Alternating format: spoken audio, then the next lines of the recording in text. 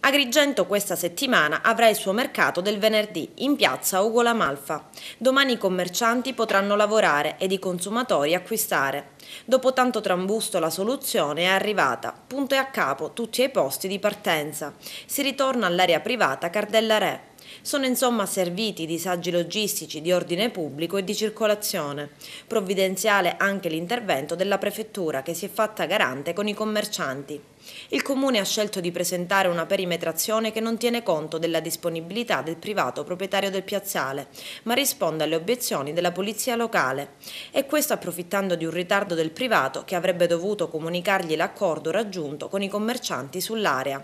Tanta cautela comunque da parte del Comune che ci tiene a non vedersi addebitare un danno erariale che il privato potrebbe invece vantare.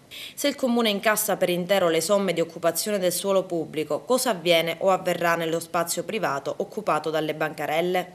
Il compromesso, la disposizione di questo venerdì, resta pur sempre provvisoria, dovrà poi arrivare in Aula Sollano ed essere vagliata ed approvata.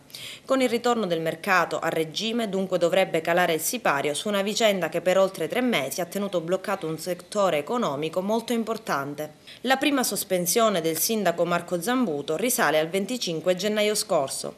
Poi l'apertura del bando per nuove iscrizioni, il sorteggio dei parcheggi che solo al terzo round è stato effettuato. In mezzo tante polemiche e scontri tra le parti con gli operatori commerciali che per tutto questo tempo non hanno potuto installare le loro bancarelle in piazzale Ugo La Malfa.